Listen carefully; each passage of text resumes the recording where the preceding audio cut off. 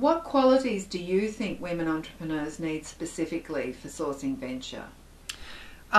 Well, qualities are that they need to basically have an understanding of the type of funding that they need to get from a venture. So, Okay. and they also have to understand what they're going to have to give up, because anyone who gets venture knows that you can either have, it's like an old saying, you can either have a small piece of a big pie, Yeah. which is what a VC is all about, Yeah. or you can have a big piece of a small pie, Right. which is more about getting angel and doing your own thing. Got it. But you're not going to have that big of a pie. Got it. Yeah. And that would be the most critical point there. And you have to let go, because a lot of VCs, after about a year or so, year to 2 years, will, if you don't have the experience to run a larger corporation, they will, Remove you. shift you. Yeah, and you have to realize that that's a part of what you're getting into.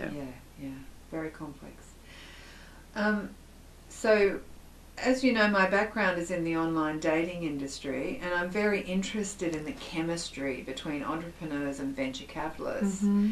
And obviously you've had some experience in the past with this. There may very possibly be an opportunity there through further investigation to help women to access venture more easily. Obviously that's what I'm interested in. What have you observed, or do you sense is the best chemistry for a woman entrepreneur to match with a VC? I would say that the best chemistry is that is that women need to really, it's in a way like dating, you said, Okay. because women really need to understand what is it that a venture, like a man, what is it, what do they want? Yeah. Okay. What are they looking for? Interesting Right. perspective. Very, okay. yeah, which is different, because you have to understand, each venture capital company has a profile.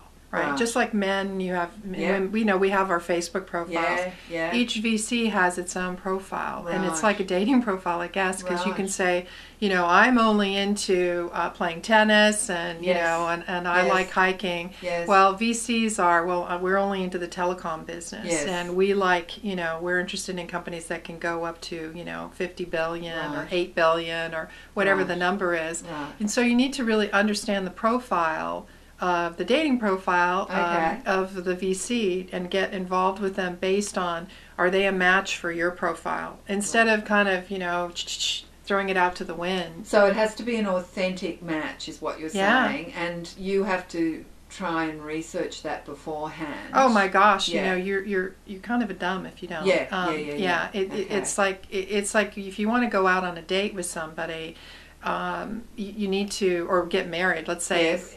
get into a relationship. Yes. You got to go out on dates, and you need to Yes. do your research. Yep, Are they yep. a fit? Do they Yep, check? yep, Is yep. this column, does it fit with what I'm looking for? And obviously, you've only been on one side of the table, like myself, as an entrepreneur. What do you think the VCs are looking for in the chemistry they want?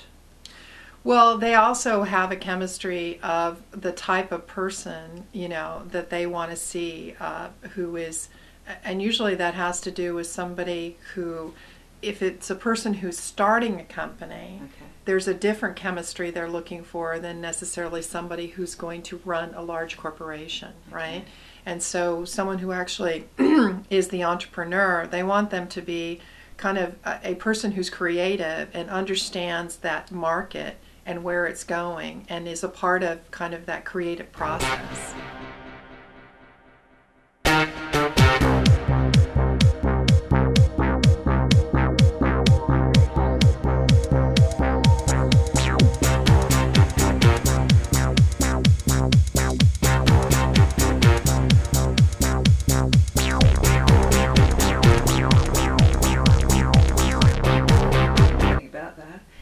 It's said that women entrepreneurs need to take more risks and be more bold in pitching their startups. Do you think this is a major issue holding women back from sourcing venture? Well, sure. Just like anything, if you want to take it back to your dating metaphor again, I would say that it can be scary, right? Because especially when like me, when I got started, you don't know what you don't know. Yes. And so how can you go out and try to, get involved with VCs when you're saying, hi, I've got this idea, and they're like, well, send the business plan, and if we like the business plan, then maybe we'll talk to you. And oh my gosh, I must have rewritten my business plan like 50 times at least. So it's like getting that relationship. You really have to understand what are the key things you need to do to engage a VC. Okay. Right. Okay. So, it's just like anything. Engagement, where you're selling yourself, you're selling your team, you're selling your idea, and you're also selling the target market that you're going after. Yeah. And if there's a match on, they like that target market, then you have a shot at getting in with an idea. But it needs to be something that they could see that's sustainable. And going back to the question, do you think that we generally as women have some problem around taking risks? Obviously some of us don't.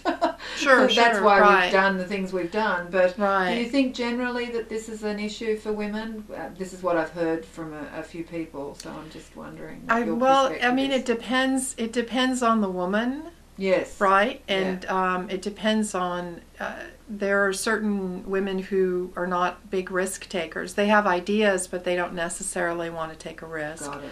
Okay. There are women who are younger than I am that have come up with maybe living in a bit of a different paradigm. So for them, they can, if they're in their 20s, let's say, maybe taking that risk is not as frightening because they haven't really had any failures to speak of, and they also haven't had as much invested. Maybe they're not married, they don't have children, they don't have a mortgage payment.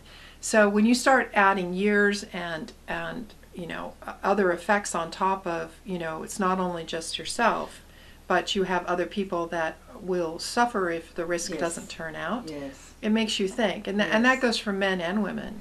And also, obviously, again, I'm unusual, but most women as they get older would want to feel secure rather than take more risks as they would when they were young. So that makes sense, doesn't it? It does make sense because you're not just thinking about yourself. Yes. And then, so there is one caveat to that. Yeah. And that is that true entrepreneurial spirit is always coming up with new ideas. It's almost like, you have a beam me, it's like you have these ideas that are coming into you. The light bulb goes on. Yeah, and you're like, oh my God, I have this great idea. Okay. And so there are people who are just true entrepreneurs, and it's like you can't not do it, right? Double negative, but you can't not do it. It's like in your spirit you have this idea and you have to do it, right? Yeah. So what you're saying is some of us are driven that way. Yeah, some of us are driven, and you have to temper it with, you have a husband, you have children, you have a mortgage, you have you have things. However, there are great supportive husbands who say, I believe in you, let's take the chance. And you need to do your homework. Very good. Very good. Thank you. So there's another point here that I'd like to ask you about. How do you think women can leverage their already innate strengths to be more accepted and successful in the venture capital game? Because many people say because of women's natural predispositions, that often eliminates them. But I'm thinking that's looking at the problems rather than looking at what our strengths are. And I'm wondering if you've got any ideas about how we could leverage those strengths, the things that women are generally very good at and possibly at times stronger than men. How could we do that to make it easier in the venture capital game? Gosh. Well, I would say that women are good at researching, and so I think that they can usually come up with and understand and find out who might be a good match for them.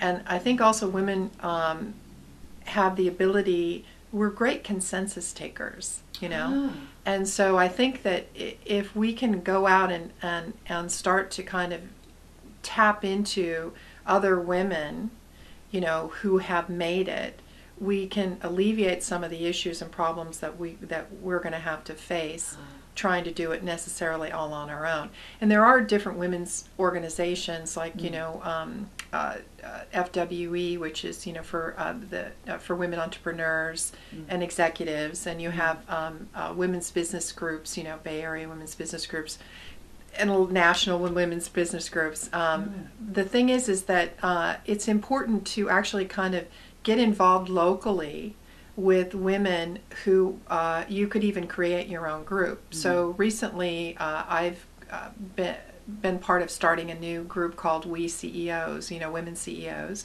And it's just a very small group of us, and it's a bunch of women who are entrepreneurs who've started businesses and have actually, this is like our third business. And some of them, they're doing different things. Obviously, people are different. We have different backgrounds, and what we do is get together and actually talk and share information related to asking questions and helping each other to get ideas on how to solve problems, or get ideas on things that we can do. It's hard to do something in a vacuum by yourself, and I would say that any CEO or entrepreneur who's starting a business, there's a bit of a lonely feeling in that you're on your own, and you have to kind of come up with and be a creator, because entrepreneurs are really creators. You have to create the team, you have to enroll people to understand the idea, you have to get whatever software or programming done, and you need to kind of create the sales and the marketing, and so in order to be able to cohesively put all that together, you need a touchstone. You need someone outside of yourself that's done this before, and going and actually, connecting with other women entrepreneurs and other men entrepreneurs. It's not just women, but creating a way to have mentors for yourself and to network with other people who've been through this process is, it's extremely important, because it'll save you. You're still going to have to go through mistakes, because learning is really you learn more a lot by making a mistake than you do about having a success. Yeah. Thank you so much, Natalie. I really you're appreciate welcome. the You're wealth welcome. of experience and background that you've brought to share with us.